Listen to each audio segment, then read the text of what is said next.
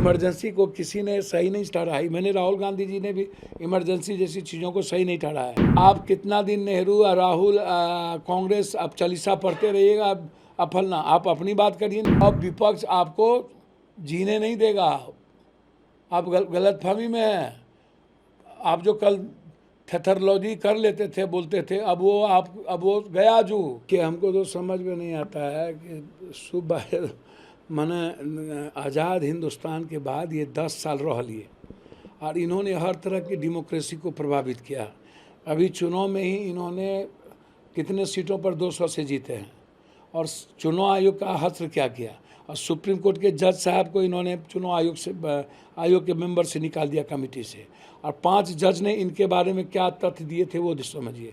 हिंदुस्तान के 5 जज ने जो बात कही उसको भी आप समझिए। इमरजेंसी को किसी ने सही नहीं ठहराई। मैंने राहुल गांधी जी ने भी इमरजेंसी जैसी चीज़ों को सही नहीं ठहराया है। जब राहुल गांधी जी ने खुद एक्सेप्ट किया है कि जो गलतियां, जो भूल कांग्रेस से हुई, वो एक्सेप्ट उन्होंने खुद किया। आप कितना दिन नेहरू राहुल कांग्रेस अब चालीसा पढ़ते रहिएगा, अब फलना। आप अपनी बात करिए ना कि कितने किसान मरे। आप अपनी बात करिए ना कि ईडी सीबीआई का दुरुपयोग किस सीएम है, कितने लोगों पर आपने किया। सारे लोग जो आपके साथ नहीं हैं, आपने सबको ध्वंस करने की कोशिश की, आपने सबको डराया। आप अघोषित इमरजेंसी लागू किए हुए हैं, आप उसको देखिए ना। आप जो बात कर रहे हैं संविधान, इसीलिए कि आप तो गांधी और अंबेडकर की मूर्ति आप उठा के फेंक दिए, पीछे उठा के लेके चले गए।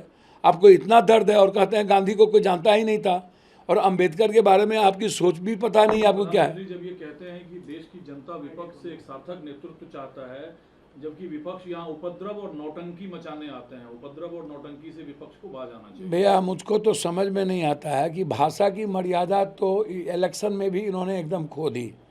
बेसिया से लेकर के क्या क्या नाच, क्या क्या नहीं इन्होंने कहा, क्या भाषा। और अब भी नौटंकी, उपद्रव।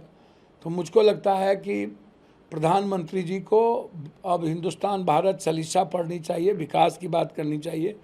उनके सामने चुनौती है, एग्जामिनेशन पेपर लीक को रोकना। ऑटोनोमस बॉडी बनाइए और प्राइवेट एजेंसी जितनी है उसके साथ कंडक्ट बंद करिए, अभी घोषणा करिए, गिरफ्तार करके जेल भेजिए। जो लोग बड़ी मछली स्मेनबल व्यापक करिए, अभी डायलूट मत करिए।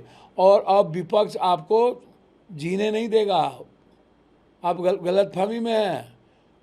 आप जो कल थेथरलॉजी कर लेते थे, बोलते थे, अब वो गया जू। ये नया युग आ गया। इसीलिए कोई भी बात निश्चित रूप से संविधान को तो हाथ में लेके जाएंगे। और ये तो बनता है नीट एनईटी का मामला और एग्जामिनेशन का मामला भी लगातार बन रहा है कि देश में जो रियल जो जीनियस बच्चे हैं उसकी ज़िंदगी बिल्कुल उसके साथ विश्वासघात किया जा रहा है। तो आवाज़ तो उठेगी ना। और इमरजेंसी 50 साल पहले क्या हुआ, आप अपने बारे में अपनी बात बताइए, अपना कथावाचक बनिए ना। आप कांग्रेस से चालीसा पढ़ते रहिएगा जिंदगी भर।